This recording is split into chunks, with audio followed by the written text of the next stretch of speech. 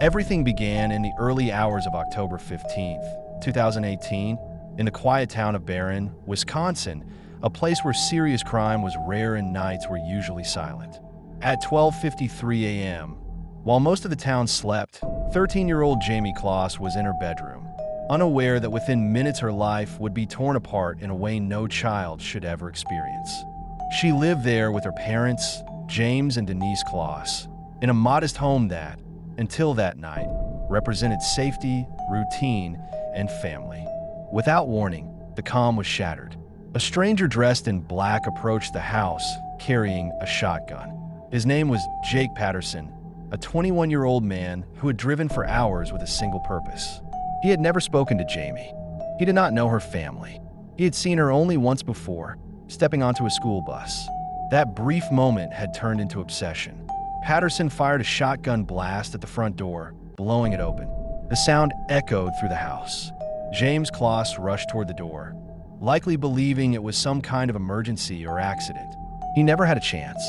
Patterson shot him at point-blank range, killing him almost instantly. Denise Closs and Jayme, awakened by the noise, ran to the bathroom and locked themselves inside.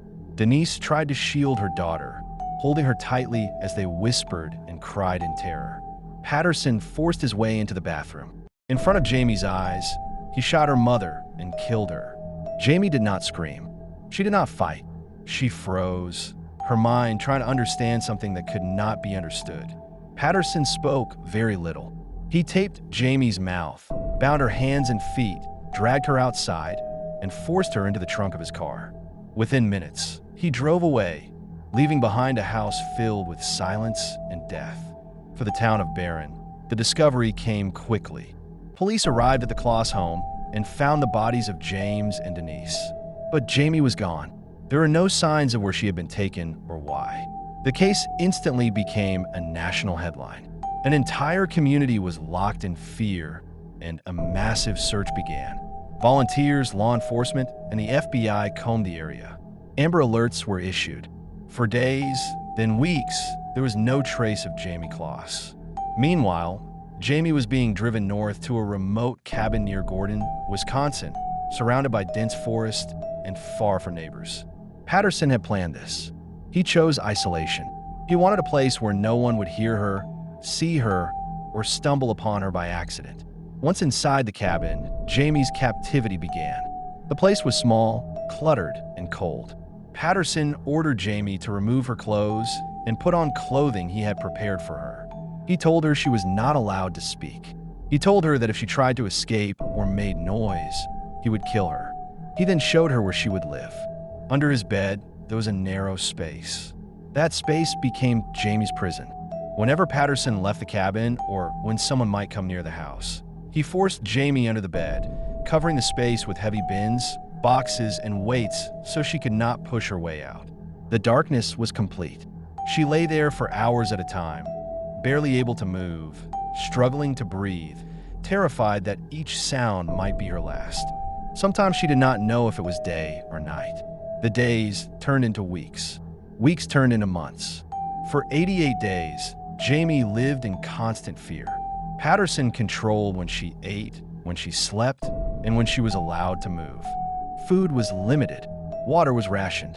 Her world shrank to the size of a small room and the space beneath the bed. She listened carefully to every sound, learning his routines, his moods, and his habits. This awareness became her survival. Despite everything, Jayme did not give up. Even as a child who had just witnessed the murder of her parents, she understood that her only chance was patience. She knew she could not overpower him. She knew she could not outrun him if she was not careful. So she waited.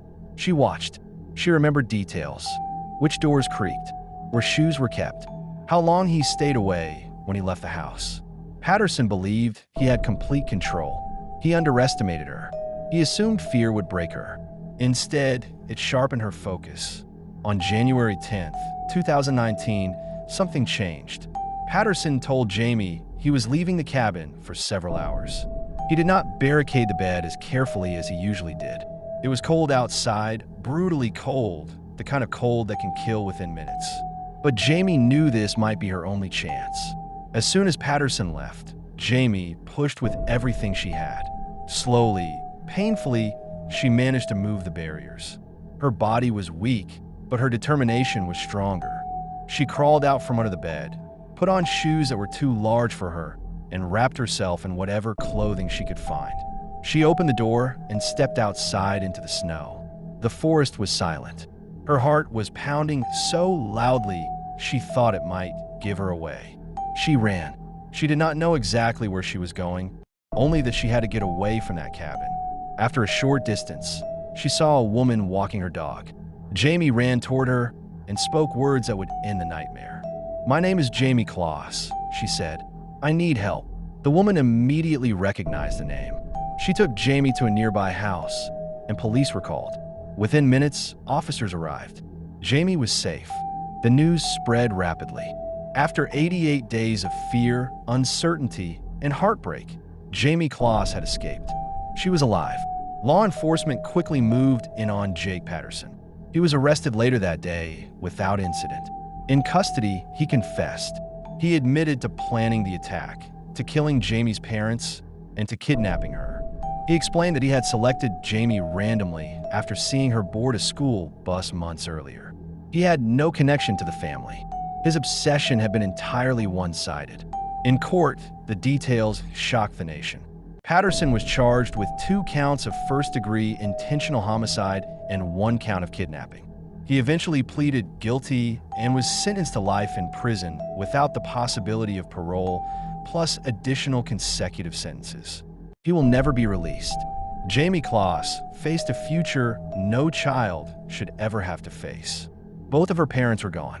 Her life before October 15th no longer existed. Yet the way she carried herself after her rescue left many in awe. She cooperated with investigators. She thanked those who helped her. When a reward fund that had been raised for her safe return was discussed, Jayme requested that it be given to the people who helped find her. Today, Jayme Closs is remembered not only as a victim, but as a survivor. Her story is one of unimaginable loss, but also of extraordinary strength. She endured horror, captivity, and fear, yet she found a way to survive and escape. Her case stands as a reminder that evil can appear without warning, but so can courage. Jayme was just a child, but when faced with darkness, she did something remarkable. She endured, she waited, and when the moment came, she chose freedom.